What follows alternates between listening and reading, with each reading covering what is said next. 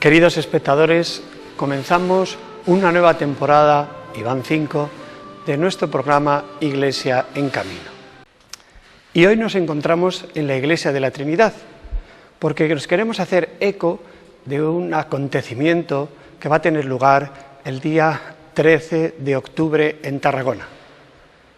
Van a ser beatificados más de 500 fieles que fueron mártires de la persecución religiosa de comienzos de siglo.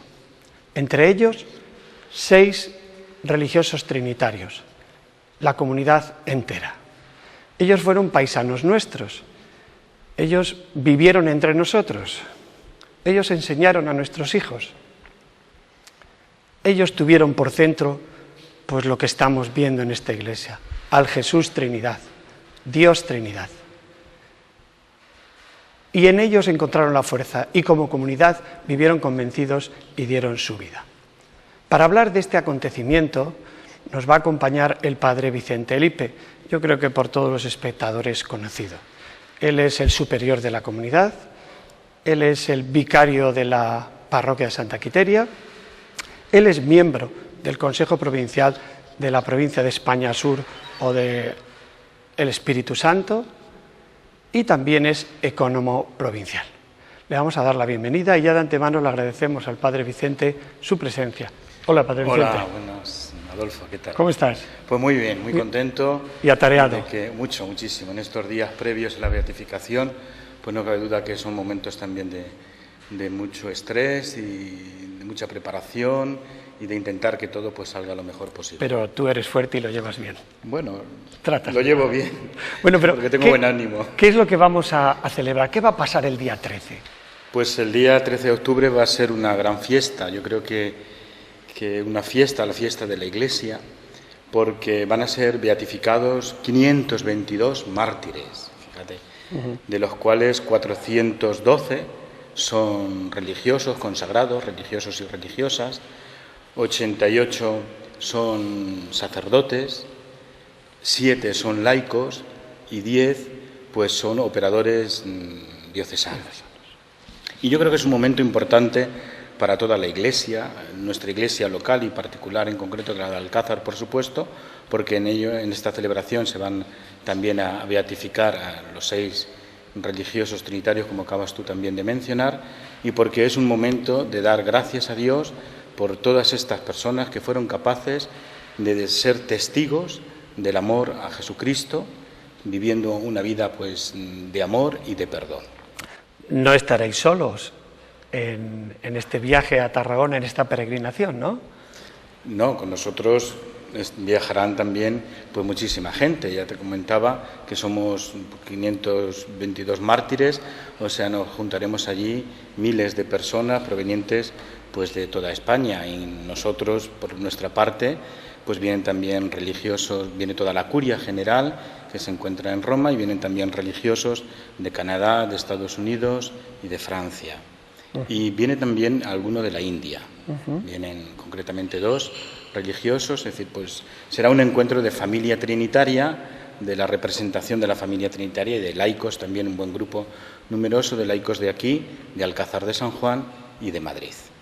Y también algún familiar directo de alguno de los beatos, concretamente vienen 3 familiares directos, sobrinos, del padre Plácido, sí, que es de León.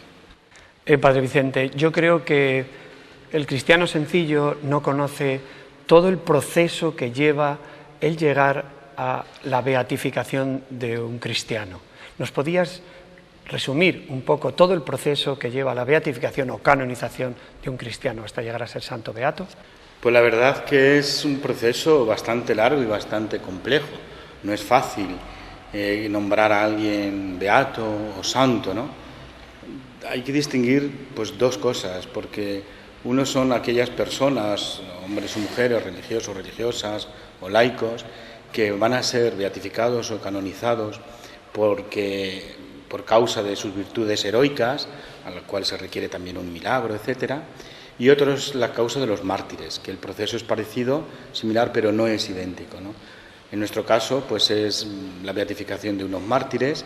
Y mira, el proceso, lo primero que que se hace es que hay una parte que se llama la parte actora, que es decir, que es las personas que promueven esa causa.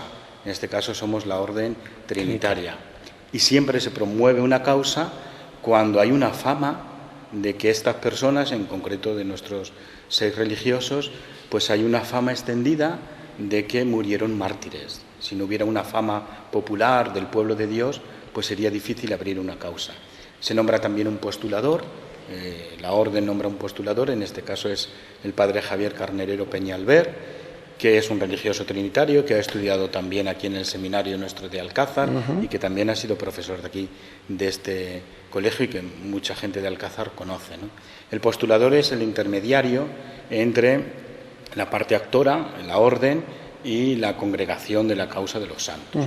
Pues una vez que están nombrado estas personas, nos dirigimos sobre todo a la diócesis. La causa, quien la instruye es la diócesis. Y la forma de instruirla, la diócesis, es pues elaborando una documentación que tiene 2 fases. Primero, una fase que llamamos de documentación, donde el obispo pues nombra una comisión de historiadores y lo que trata es de recopilar documentación, momentos vividos en aquella época, trata de recopilar todo lo que se sepa, ¿no? De la vida, de las circunstancias, todos documentos históricos, y se van haciendo actas.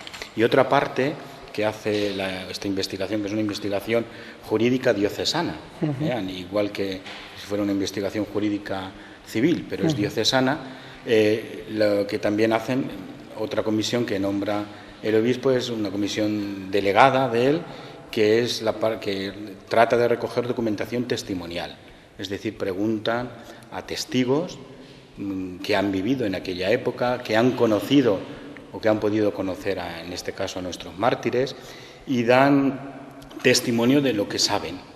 Bajo juramento. Bajo juramento, sí, todo bajo juramento, decir, pues siempre, lógicamente, la verdad. Toda esta documentación se recoge, se hacen actas y se presenta a la Congregación por la Causa de los Santos. Y lo que hace en primer lugar la congregación es ver que efectivamente todo se ha hecho según la normativa eclesiástica, que ha habido y firma un decreto de veracidad, de que se ha hecho pues según la norma eclesiástica. Y a partir de este momento que la congregación firma este primer decreto de que se puede comenzar la causa se comienza con un documento que se llama positio, que es la ponencia, ¿no? Es un documento que lo hace la parte actora con el postulador y con un relator. Es decir, la Congregación por la Causa de los Santos nombra a uno, que es el relator, que cuenta los hechos, que va con el papel delante. Él va intentando ser guía, ¿no? Guía de toda esta información que se tiene que ir pues resumiendo y transcribiendo y haciendo un informe. Y al final, pues esta positio pues termina también efectivamente con un informe que es como si fuera una tesis, una especie de tesis, donde lo que trata es de defender la causa, que efectivamente estos fueron santos.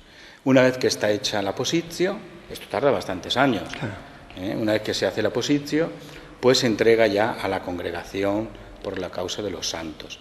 Y esta congregación la pasa a los teólogos, a los consultores teólogos, que es un grupo, me parece que son de 9 consultores teólogos que estudian la causa y que estudian pues todos los hechos y emiten un voto, primero personal y luego grupal, y cuando este voto es favorable, pues pasa a un grupo de cardenales y obispos que forman parte de la Congregación de la Causa de los Santos y emiten otro voto. Y si este voto sigue siendo favorable, pues ya se pasa al Santo Padre. Y el Santo Padre, pues lo único que hace es ordenar al prefecto de la Congregación de la Causa de los Santos, que en este caso es el cardenal Amato, que va a ser el que va a presidir la celebración del día 13 de octubre, y él es el que firma este decreto para que estos siervos de Dios o venerables puedan ser beatificados. Si quisiéramos continuar y que fueran santos, ser reconocidos y canonizados como santos, entonces ya sí se requería que la participación o la acción de un milagro por estos beatos. Padre Vicente, y que entiende la Iglesia por un mártir. ¿Qué es un mártir para la Iglesia? Pues mira, el mártir es un testigo de Dios, es un testigo de Dios en medio de nuestro mundo, es una persona que es capaz de dar incluso su propia vida por aquello que cree, que es Jesucristo. Y el testigo es el hombre valiente, es aquel que es capaz de vivir una vida como la vivió Jesucristo, amando y perdonando, ¿no? Porque una de las características fundamentales, primordial, ¿no?, para ser mártir, es que tiene que haber tenido esa capacidad de perdonar, de vivir amando y de vivir perdonando a todos aquellos que causaron su martirio. La comunidad estaba formada por 6 religiosos. ¿Nos puedes decir algo? ¿Qué hacía la comunidad? ¿Cuál era su misión? Y algunas pinceladas y los nombres de los protagonistas.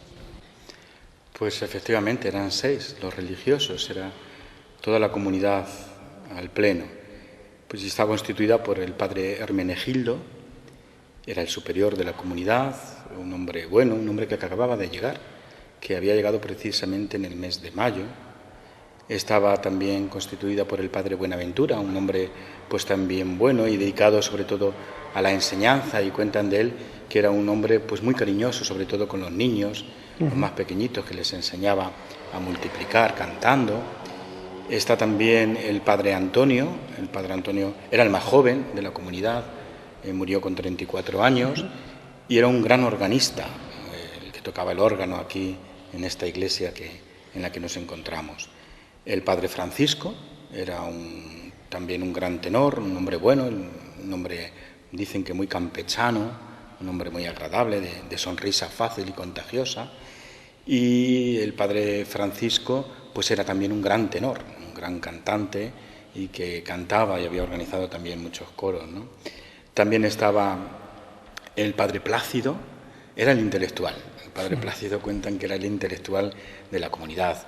Era el director del colegio, el espíritu del colegio, el alma del espíritu, un hombre inteligente, un hombre que tenía su doctorado en filosofía, y era el único que no era vasco. Los otros eran vascos de Vizcaya, este era de Laguna de Negrillos, un pueblo de León.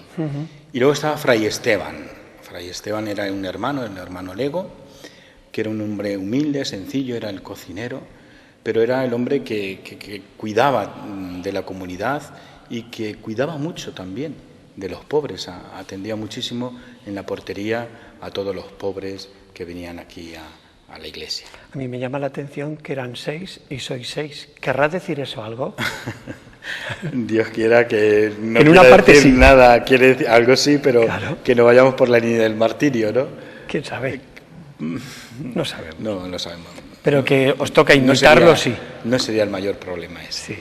Pues sí, eran 6. Nosotros actualmente también somos 6. Somos 6 los religiosos.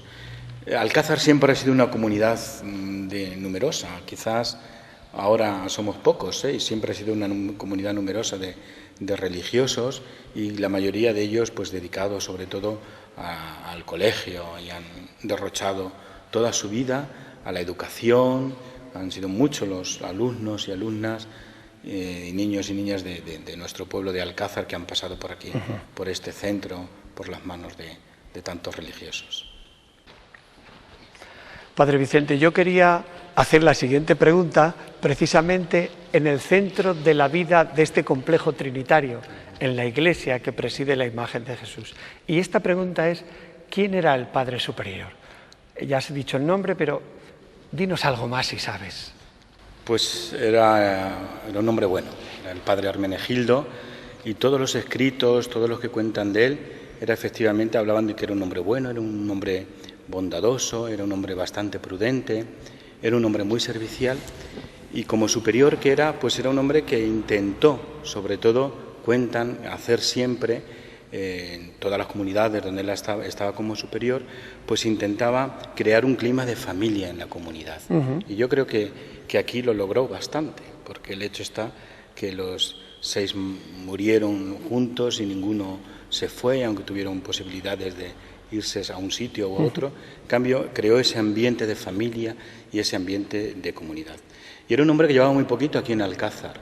Es curioso, a mí me llama muchísimo la atención de cómo este hombre pues llegó en mayo del año 36 como superior, y cuentan también, era un director espiritual, un buen confesor, un hombre de Dios, lo que se suele decir. Pero me quería referir que cuentan de él cómo cuando llegó aquí de superior, pues le felicitaron, hubo algún hermano que le felicitó, pues dándole la enhorabuena porque había sido nombrado superior y porque venía aquí a esta comunidad. Y él responde que no he venido a ser superior, sino al sacrificio.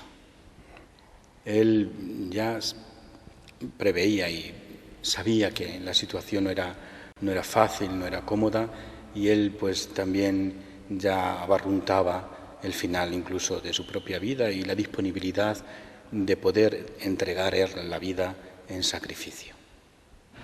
Muchos fieles cristianos de Alcázar tal vez se pregunten, ¿dónde están los restos de los mártires trinitarios y dónde van a estar a partir de ahora?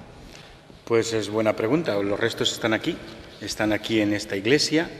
Los restos estaban lógicamente en el cementerio, y el 13 de octubre, también coinciden las fechas, el 13 de octubre de 1962 se trasladaron aquí al templo parroquial. Se trasladaron los restos de religiosos franciscanos y trinitarios. Y se encuentran ahí. Detrás de este cuadro hay una lápida que recuerda ese hecho, y ahí hay un nicho que es donde están los restos de los religiosos mártires trinitarios, y también se encuentra una urna donde están los restos del ya beato Santos Álvaro Cejudo. Y a partir de la beatificación, ¿dónde van a parar? ¿Se quedan ahí? No. Una vez que son beatificados, ahora mismo el nombre que se le da en la Iglesia son siervos de Dios, y en el momento que sean ya beatificados y son considerados beatos, entonces ya pueden tener culto. Y por eso la comunidad está preparando una capilla que la vamos a denominar la Capilla de los Mártires, porque qué mejor lugar para nuestros mártires que vivieron en esta casa, que son los mártires de esta casa, que se encuentren en un lugar digno de esta casa, que es en una capilla, y es en la capilla de entrada al templo, la primera capilla de la derecha, que se está restaurando, se está arreglando, y que va a ser sencilla, pero ahí depositaremos en una especie de sarcófago, debajo de un altar, estarán los restos. ¿Hay fecha prevista ya o todavía no? Bueno, todo esto lleva un proceso también. Hay un proceso, la exhumación de los restos no se pueden hacer de cualquier manera. Nosotros ya no son solamente restos humanos, sino que son reliquias. Para los cristianos son reliquias, porque son restos de beatos, de personas que van a ser beatificadas. Entonces existe un proceso, hay una comisión donde existe el médico forense, donde también estará presente un notario, donde estará presente el juez judicial diocesano, y donde estará presente el promotor de justicia, que es el que representa un poco al obispo, y que en este caso soy yo. Me nombró a mí promotor de justicia de esta causa para poder realizar esta exhumación. Y lo haremos, Dios mediante, el 9 de octubre. Lo haremos el 9 de octubre. La exhumación es privada, con estos médicos y estos notarios, que tomaremos actas, pero sí que quizás después, la celebración de la Eucaristía de la tarde, después de la celebración de la Eucaristía, en simple acto muy sencillo, pues trasladaremos las urnas donde se encontrarán los restos de nuestros mártires y de beato Santos Álvaro Cejudo, allá a la capilla que Dios quiera esté preparada y bien.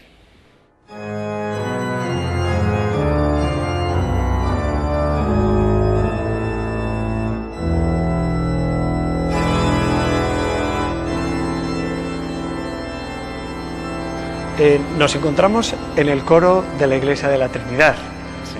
Pues que hemos subido aquí precisamente porque la comunidad de los mártires trinitarios, a mí me da la impresión de que era una comunidad muy completa, con muchas cualidades humanas y cualidades espirituales, por eso son mártires. Dentro de las cualidades humanas había dos padres, uno que tocaba muy bien y componía y otro que cantaba muy bien. Háblanos de los dos un poco. Pues sí, es cierto que esta comunidad estaba muy completa, como tú dices. Uno efectivamente era el padre Antonio, que era un gran organista, era un hombre, siempre han hablado de él, como un hombre también el más joven, con un rostro angelical. Cuenta que es incluso de naturaleza enfermiza, a pesar de que murió con 34 años, el más jovencito de todos, ¿no? Y este era un gran organista, había estado pues tocando en el convento nuestro de la Bien Aparecida, en el convento de Laredo, en el convento de Belmonte, y en estos años pues se encontraba aquí en el convento nuestro de Alcázar de San Juan. Y curiosamente, fíjate, no sé si los telespectadores sabrán, o el pueblo de Dios de Alcázar y de la comarca sabrá, que fue él el que compuso el himno a Jesús Nazareno rescatado. Si cantamos ese himno, que lo sabe todo el pueblo y los niños del colegio, pues hay una estrofa muy significativa: cesen los odios insanos, triunfe el amor a Jesús. Era en esa época, en ese momento, donde él veía que lo que tenía que triunfar era el amor a Jesús, que es lo que nos une, y no los odios, que cesasen esos odios. Y al final, pues él fue mártir de esos odios, ¿no? Cuando lo cante yo ahora lo voy a cantar con mayor sentimiento, porque sé de dónde viene y por qué. Exactamente. Perdona, continúa. Eso es, porque es importante, Claro que es importante saber pues también el origen, sobre todo del himno a Jesús Nazareno, ¿no? Y este padre Antonio pues era el organista, tocaba, era un hombre, pues como os decía, el más joven, y cuenta también en su biografía que vino su familia de Vizcaya, vinieron a por él, porque sabían lo que estaba sucediendo para llevárselo, y él fue de los primeros que dijo que él no abandonaba la comunidad y que la suerte que corrieran sus hermanos pues era la misma suerte que él también debería de correr. Y no tuvo pues ningún miedo a quedarse aquí y afrontar la realidad. De hecho, cuando él fue apresado estaba celebrando la Eucaristía, estaba celebrando la misa, y cuando entraron los milicianos pues blasfemando y con mucho jaleo, pues él serenamente terminó de decir la Eucaristía, de decir la misa, y consumió todas las formas que se encontraban en el sagrario para que no hubiera ningún sacrilegio. Y le dejaron terminar. Le dejaron terminar, y cuentan que él con mucha paz y con mucha paciencia pues terminó y se consumió todas las formas y se puso a disposición de aquellos que lo cogieron. Bueno, ese ruido que oímos de fondo son los restauradores de la Capilla de los Mártires. Exactamente, sí, que luego hablaremos un poquito después de la Capilla de los Mártires. En otro programa. Ya os orientaré y hablaré sobre los restos y que están... Bueno, hemos hablado del organista, nos queda el tenor. El tenor era el padre Francisco, también vasco, que era, de este hombre cuentan que era el hombre más simpático de la comunidad. Era el hombre agradable, de sonrisa fácil. Dicen que su sonrisa contagiaba, ¿no? Porque era un hombre, pues seguramente que era un hombre especial, porque para aquella época un religioso que fuese así demasiado alegre y un poco extrovertido no era tampoco muy normal, ¿no? No serías normal tú, que tienes fama de extrovertido. No creo, ¿no? Él era de un carácter bonachón, era de un carácter también bueno, era un hombre muy alegre y era un gran tenor, ¿no? Que cantaba y cantaba bastante bien, y de hecho él pues formaba parte de algunos coros, y él también fue pues aquí en la Iglesia de la Trinidad y en otros sitios pues destacaba por su voz sobre todo. Pero también el padre Francisco destacaba por algo importante, ¿no? Este hombre, él no pensaba que le iban a hacer algo, era uno de los que decía: no es posible que nos hagan que vayamos a sufrir el martirio o la muerte, porque él había ayudado a mucha gente, a muchos campesinos, a muchos jornaleros, a encontrar trabajo en la Renfe, aquí en Alcázar de San Juan, y él no pensaba que le pudiera pasar algo a ellos, porque él era muy conocido, y él también era una persona muy querida por su carácter extrovertido y por su forma de ser. Era un hombre muy querido por la gente de Alcázar. Bueno, ya hemos hablado de 3 padres, nos quedan 2 y el fray Esteban, ¿no? Yo quiero que nos digas algo más de los otros 2 miembros de la comunidad, el padre intelectual y otro que no recuerdo el nombre, pero tú... Padre Buenaventura. El padre Buenaventura. Pues sí, por ellos. Os puedo hablar, pues, el padre Plácido, que como dices tú, que era el padre intelectual, efectivamente. Era el único, como decía anteriormente, que no era vasco, era de León, de Laguna de Negrillos, era doctor en filosofía. ¿Por la Gregoriana? Por la Gregoriana, sí, en la Universidad Gregoriana, donde hemos estudiado algunos también. Algunos, sí, vosotros. Él hizo allí el doctorado en filosofía, dio clases pues, en la bien Aparecida y en Córdoba de filosofía, y era el hombre, pues yo creo que el más intelectual de la comunidad. Y era muy querido también en Alcázar, porque el padre Plácido enseñó a mucha gente, ayudó a mucha gente a sacarse oposiciones. Cuentan también sus relatos, sus historiadores cuentan una cosa que curiosa, ¿no? De cómo enseñó a uno que era ateo, porque no le preocupaba a él no le interesaba si creían o no creían, es decir, él ayudó a uno que era ateo a sacarse las oposiciones. De hecho, el padre Plácido, pues cuando estaban apresados la comunidad de religiosos trinitarios juntamente con los franciscanos, pues llama la atención que el alcalde de la localidad le ofrece a él precisamente la libertad, porque lo conocía, porque él había sido profesor suyo, y le dice que él era el director, decía anteriormente que era el alma, ¿no?, del colegio. Él era el director y le ofrecían precisamente pues la liberación, el sacarlo de aquí y el poder llevárselo a otro sitio. Y él también, igual que os contaba antes del padre Antonio, pues el padre Plácido decía que él le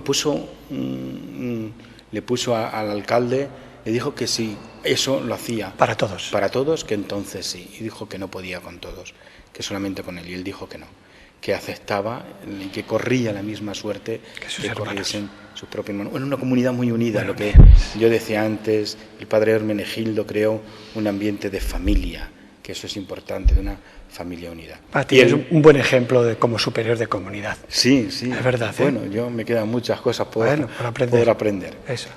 Y el padre Buenaventura. Del padre Buenaventura, pues también se encuentra, tuvo que ser un hombre también bastante, el nombre ya lo dice, bueno. ¿No? Tuvo que ser un hombre de Dios, un hombre bueno, un hombre agradable, un hombre, y de él lo que más cuentan los relatos y la gente que lo recordaba y lo recuerda y hablan de él, pues cuentan que era muy simpático con los niños. Tendría que tener un carisma especial, sobre todo con los niños, con los más pequeños. Les enseñaba a multiplicar, y les enseñaba a multiplicar cantando, y estaba siempre con los niños, y era una persona sobre todo pues también muy querida en el pueblo, muy querida en el ambiente educativo donde se movía, y sobre todo pues muy querida, yo pienso, por los niños, que era muy... Era el padre que si alguno le castigaba sin comer llevaba la comida también, a los niños. Exactamente, si alguno le castigaba, porque le castigaba a otro, me imagino. Él llevaba la comida. Él le llevaba la comida para que no se dieran cuenta. Bueno, y también el que nos queda, el Fray Esteban también. Pues ahora que has hablado de Fray Esteban, a mí me ha gustado muchísimo la vida, lo que he leído. Cuéntanos algo primero de lo que era un lego, o sea, un fray que no era padre, y después este hombre tan silencioso y callado y tan bueno. Pues Fray Esteban efectivamente era el hermano lego. Me preguntas qué diferencia hay entre clérigo y lego, ¿no? Y es bastante fácil de entender. El lego era el que no era sacerdote. Eran religiosos, profesos solemnes, como todos los demás, y no era sacerdote. En nuestra orden, en la orden de la Santísima Trinidad, no había distinción entre lego y sacerdote. Todos comían lo mismo, tenían el mismo vestido, la misma cama. Es decir, no se hace ninguna distinción desde el principio. Por regla y por constituciones de la orden, el hermano lego y el sacerdote son idénticos. Y Fray Esteban era hermano y se encargaba de la cocina. Era el que daba de comer a los religiosos. Él siempre decía una frase que recogen también los testigos, que las manos las tenía ocupadas en los pucheros, pero en su corazón estaba Dios. En su corazón siempre se encontraba Dios, aunque estuvieran las manos en los pucheros. Y se encargaba de dar de comer a los religiosos, y curiosamente siempre dicen que hacía más comida. ¿Y sabes por qué? Sí. Porque lo daba a los pobres. Él tenía un especial carisma de atender a los pobres. En la portería, efectivamente, de la iglesia, pues se juntaban muchos pobres, y le daba la misma comida y comían lo mismo que los religiosos, porque ya Fray Esteban se encargaba de dar de comer a todos los pobres.